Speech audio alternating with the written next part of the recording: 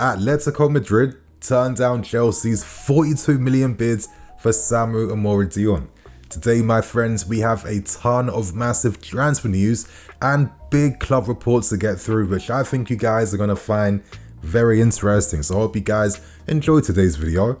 Hit that like button, share your thoughts and opinions on today's big stories, and let's get straight into things. We discuss a quick report involving Mitoma, as reported by Ben Jacobs. He states that the club internally like Mitoma, and that is essentially everything surrounding the story. Now, as we know, ever since our failed efforts for Elise, we are still in the market to sign an attacking player, and I think that player that we need to add to the squad is a 1v1 specialist. That's the most key thing, but it seems like after Elise's move fell through, we are reprioritizing by focusing on signing a left winger that can cut inside with his right foot. Now, recently I discussed the exciting Brazilian talent in Wesley.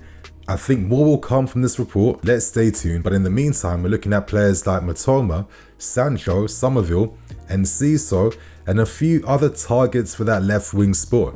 Now, would it surprise me that Mitoma may be looked at as an internal option? Absolutely not. I mean, Winsley came from Brighton. Sam Jules recently come from there. They put in a ton of work during their times at Brighton to scout talents, unknown, obscure talents like Mitoma to begin with. And when they first signed him for Brighton, they probably expected him to have the potential to one day play for a big club and maybe get flipped for big money after being sold from Brighton. So let's see what happens with this report. In my opinion, I'd be very surprised if we made any efforts for him. I feel like if option 1, 2 or 3 fell through, maybe we start to look at Mitoma in a different light. But currently he's on 80,000 a week. His contract expires in 2027 and he had injuries last season at Brighton, but he probably is their best player.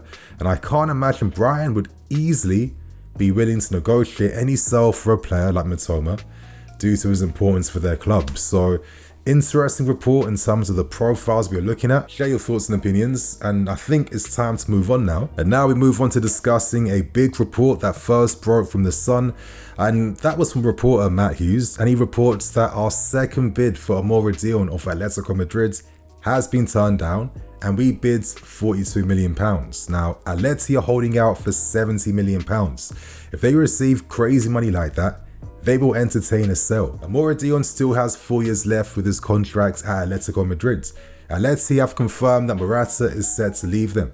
Omorodion is open to, of course, playing under Simeone. Simeone is a big fan of the player, and there's now a pathway for the player now to get minutes at Atletico Madrid. So it makes sense that you'd have to pay a premium now to persuade them to sell the player, because they don't necessarily have to or want to. But it's interesting that we are now pursuing Omorodion, as it seems as he is the main striker target we want to partner alongside Nicholas Jackson. The push to sign Omorodion comes from Winston Lee and Lawrence Stewart, the guys on our recruitment team. They see the vision around the player, you know, like a big powerhouse type of striker with pace, you know, decent finishing, but that can still be developed, still be improved upon.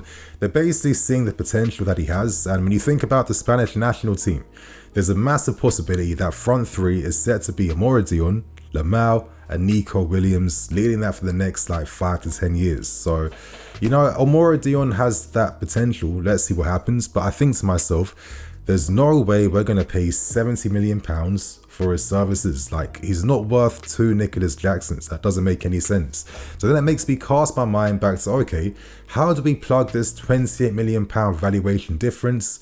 Oh, what's happening currently with Conor Gallagher? Because as we learned a few weeks back, Atletico Madrid made a €20 million offer, which we swiftly rejected, as it was €30 million less than the €50 million we hope to get to sell the player. But of course, clubs know that in less than 5 months' time, you can sign Gallagher on a pre-contract, and I feel like our leverage now is starting to slowly dip surrounding the amount of money we can generate for his sale. It gives us 2 options. Number 1, do we reduce our asking price for a Conor Gallagher, especially after recently signing Dewsbury Hall, because you're still making a pretty decent pure profit from Conor Gallagher's sale? Or on the other hand, do we give him a short-term contract offer and will only leave the football club for the right projects. And I think out of your Tottenhams, your Aston Villas, clubs which Gallagher isn't really interested in signing for, could Atletico Madrid match his footballing ambitions? I think so. I think that his football could work really well under Simeone. I think that he could work on his game even more technically, playing in La Liga in a different environment, different league. You know, being a millionaire in Madrid, it's not a bad life. Atletico still like Gallagher and ideally want to sign him as their number one, but they won't be paying 50 million euros for his services. So at the moment, the only way I can see that valuation difference being plugged is if Gallagher goes in a separate operation or if he's involved in this deal to bring the overall costs down. That's the only way I see things working at this point in time, unless Atleti just significantly drop their asking price for Omorodion. So that's the latest news surrounding him. How do you guys feel about this news? Let us know below. And that leads us on to the final two big stories. Right now, I'm about to discuss the latest updates surrounding Victor Osimhen. Now, reports have been coming out from Italy, most notably from Corriere dello Sport.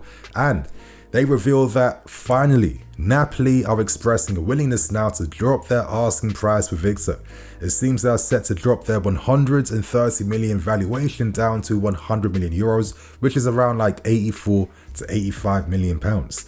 That's still a very expensive operation considering that Osimhen is earning around 10 million a year. That's crazy money. But a lot of us aren't surprised by this because as this window is continuing to wind down, as we are getting closer to pre-season and then the start of new seasons, Napoli are losing their leverage because no clubs have made bids. Why do they have to do that? They'll play Napoli's willingness and kind of desperateness to sell the player now against them because Napoli can't afford his wages long term without consistent Champions League football. That's always been the main thing surrounding this deal, hence why Osimhen can leave. Now, in terms of his destination, things are getting interesting, and it takes me back to a tweet I saw, a pretty cryptic tweet from Italian journalist Tancredi Palmieri, and in this tweet you guys have seen on screen, he mentions, okay, if Lukaku, Casade, and maybe 40 million, but maybe 50 million was included together to present to Napoli to sign Victor, that could be enough to get this deal secured. Now, I say it's cryptic because the context could be, okay, is this purely his opinion? But then you think to yourself, why is a journalist using his Twitter account like how us regular guys on Twitter use it? That doesn't make sense. Or is he giving us small hints behind the operation currently happening behind the scenes? I'm not too sure about either one, to be fair with you.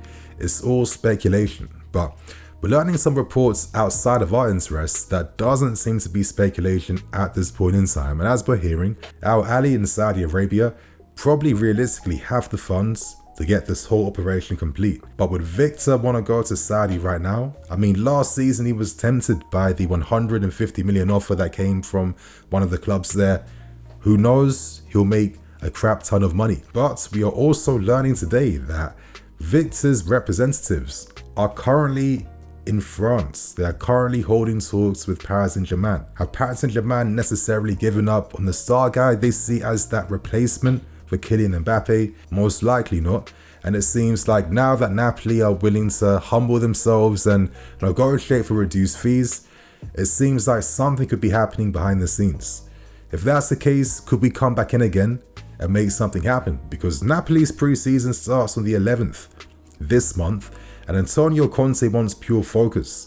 And this is why Napoli must sell Osimhen before this month ends, because Conte needs players to come in as soon as possible to start getting ready for work during pre-season. And one thing that is an absolute fact is that Conte sees Romelu Lukaku as his star man for next season. So it leaves us with these possible options. Number one, could we potentially be including Lukaku plus money to complete the Osimhen operation? But then I can't really believe that because we can't afford the wages, and I'm not expecting Victor to take a reduced fee to sign for us. That doesn't make any sense. We've clearly been priced out of signing players like Isak and Oliseh because we can't afford the wages and the overall packages. So I'm not inclined to believe that Victor is still a strong option here at the moment. If he is set to go to Saudi, or most likely at the moment, Paris Saint-Germain, that seems to be where the story is right now. Could that guarantee that Napoli get the funds, buy Lukaku for the fee we want? Time will tell, but I think this story is set to escalate and develop now because Napoli need to sell him before this month ends. And let's end things with a massive story involving next season's super signing in Estevao Willian. Now, last night he played a phenomenal game against Grêmio. You guys will be watching this game on screen beside me as I discuss this story, but right now it seems like he's starting to showcase his talents even more. But I'm going to remind you guys, he hasn't even shown you a glimpse of anything just yet. Wait for him to play at least 50 games for Palmeiras. I think he's only played like 25, 26 games. He's got like 6 goals, 3 assists, but he's only recently now finding the net on a consistent basis and producing assists. He is still very, very young at 17 years old, but he is currently showcasing what makes him one of the best Brazilian talents in a very, very long time. Anyway, I'll be focusing reports on a big interview release in Brazil involving Estevao Willian's agent and Andre Curry. Now, Andre Curry is responsible for the 3 biggest sales in Brazilian league history. The first biggest sale is Estevao Willian at 61.5 million. The second biggest one is Vitor Roque at 61 million, and the third biggest one was Neymar's move to Barcelona, which was 60.5 million. Now, in terms of the overall package we are set to pay, I think we've got the most concrete insight we'll ever get around this, because Curry reveals the finances just like this. As we all know, we are set to pay 45 million as a fixed fee, with the rest being paid as add-ons that will amount to around 16.5 million pounds. But in terms of these add-ons, we knew that they were very achievable, and it seems like they were even easier than any of us even realized, because as long as he plays up to 70 games over the course of his contract length with us, then Palmeiras will earn the full 16.5 million. So you can see why he is the biggest sale in Brazilian league history. But we are also learning more insight behind the club's vision and plan for Estevao Willian.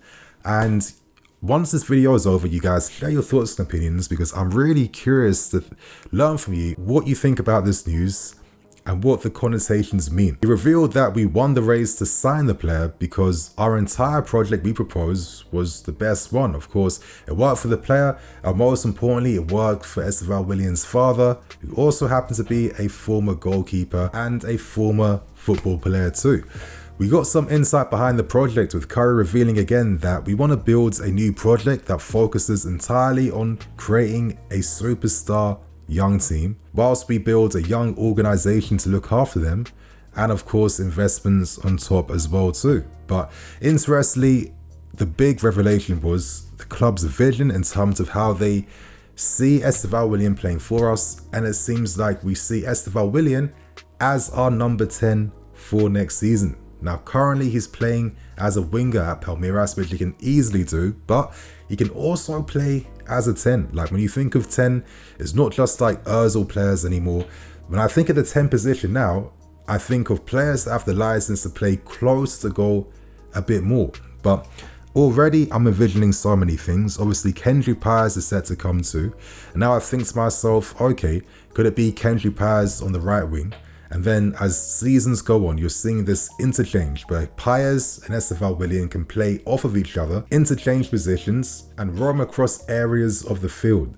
That could make a lot of sense. I'd have to see Willian's back to play goal though, a bit more. Obviously, I think playing in the Premier League in areas like that, a bit of upper body strength can help you. But with his quick 2-footed dribbling, you know, his drop of the shoulders, his superstar control of the ball, he could create tons of havoc if hopefully we have this developed style of play where we can just tear teams apart. That's the dream, that's the vision. But in terms of where Andre Curry sees Estevao Willian as, like, you know, great Brazilian talents, he believes that Estevao Willian is the best one, and he was even better than Neymar at 17 years old as an overall football player, but also doubling down by saying that there's no chance to know that Willian will reach the same heights that Neymar has.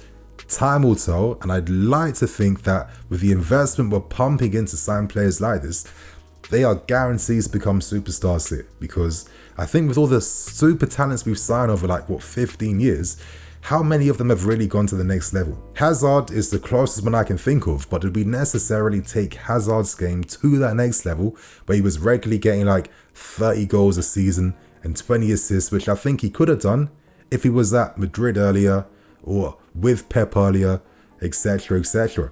It's up to this organisation to show that not only can we pump money to sign talents, but we have the environment now at this football club to take these talents games to achieve their potential. That is the biggest challenge that we have yet to see any evidence of. Hopefully we see that. And you think when you're signing supreme talents like your Pazes and Willians that you can come close to achieving those goals. So my friends, that's all the latest stories that have dropped today over the past 24 hours. Share your thoughts and opinions. And my friends, on that note, I'm Nini FC, this is BlueLionsTV. See you all soon.